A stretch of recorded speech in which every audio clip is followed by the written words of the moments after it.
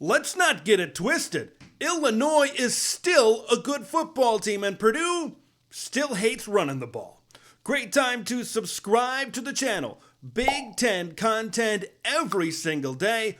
Always crush the like button to spread the word of Big Ten Ted.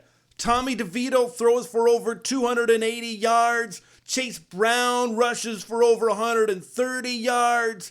Isaiah Williams making plays in the passing game. Man, you look at this Illinois offense and they look pretty good against Michigan State between the 20s. It's just when they got down to try to score touchdowns, it just didn't work out for the Illini in this football game. So this is still a good Illinois football team. Did they get knocked back a peg? Absolutely. Against Michigan State. Was Sparty tougher in some situations where Illinois was usually tougher earlier in the season? Absolutely, once again. But if you think that Purdue is going to come in and play Illinois and copy the game plan in terms of toughness that Michigan State did, you better check yourself.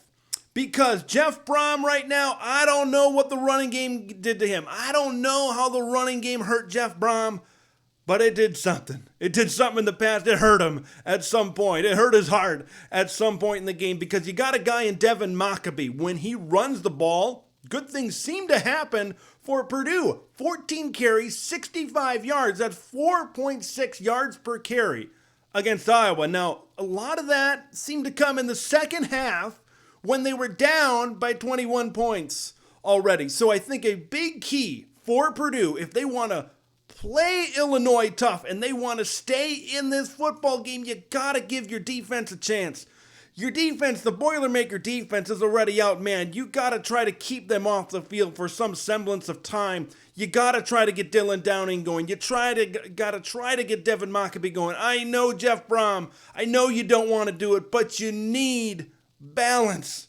You need balance right now because in this passing game, like you talk about a one-dimensional team in the Purdue Boilermakers, their one dimension has one dimension, and that's Charlie Jones, and he's kind of the only guy that Aidan O'Connell right now can trust to make a play. Maybe Payne Durham at times in this passing game, but the more the season has gone on, the bigger the divide between Charlie Jones at the top and the rest of the pass catchers in this Purdue offense. Charlie Jones had 11 catches against Purdue. The rest of the team combined had 9 catches. Only 2 players had 2 or more catches outside of Charlie Jones, and there was a whole bunch of targets that aren't even included in the catches.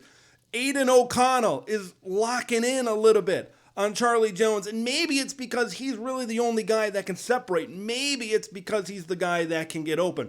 You got to think going against this Illinois defense, you got a guy in the secondary like Devin Witherspoon. It's a very simple game plan for the Illinois Fighting Illini. Let's man up on Charlie Jones. Maybe he'll get 60 yards receiving. Maybe he'll get 70 yards receiving. No one else is going to beat us.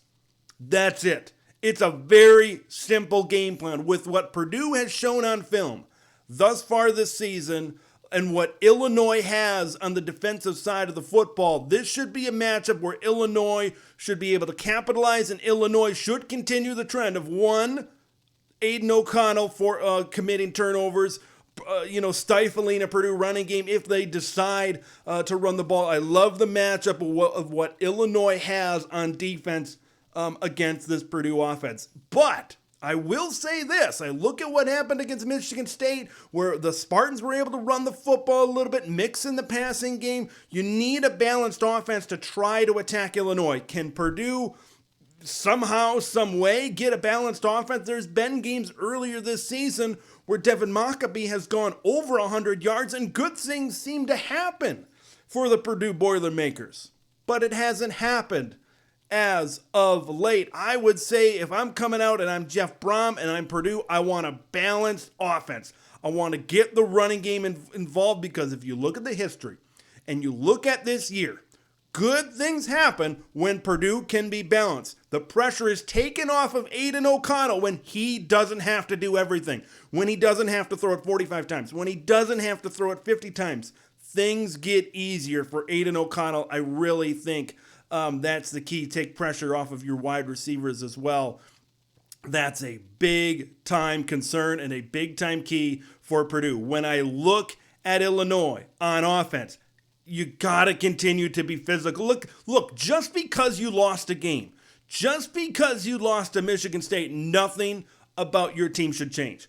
You go down and get touchdowns instead of field goals, this one might, and you don't turn the football over deep in your own territory, this one might be an Illinois victory going away. You played a solid game. You played a good game. Now is not the time to go back to the drawing board. Now is not the time to change a bunch of things in Champaign, Illinois. You're still a good team, and this is still a Purdue team where you can run it down their throat. And I would not be surprised if maybe we see Tommy DeVito go over 300 yards against a weak and beat-up Purdue secondary. That would not surprise me at all. You look at the plays that Isaiah Williams has been making, and then you look at guys as well, like a Casey Washington, like a Pat Bryant down the field. It would not surprise me to see Illinois' offense just completely go off against Purdue. Now, we know this is a big game in the Big Ten West, right? Illinois sits kind of a game above everybody else. If Purdue jumps up and they bite Illinois, that completely changes things,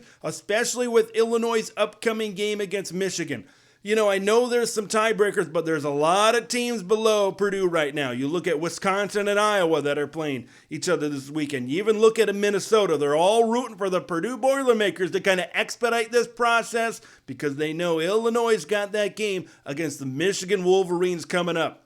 In my opinion, this is a game where Illinois can control the clock. Illinois can control the trenches, and they can thus control the football game. I don't think Purdue has that ability. I don't think Purdue has the wherewithal to go out and grab this game and control it and do time of possession. They haven't proved to me that they've wanted to do that all season long, and I don't think they're going to do it against this Illinois defensive front. I want to hear what you guys think of this one. You think Purdue, can they bite Illinois? Can they get 2 losses in a row for the Illini, or are the Illini, is Illinois going to bounce back? Are they going to be motivated to prove their worth atop the Big Ten West? Leave your thoughts in the comments below, and make sure you subscribe if you haven't already to Big Ten Ted. I'm Big Ten Ted, and we'll see you in the next one.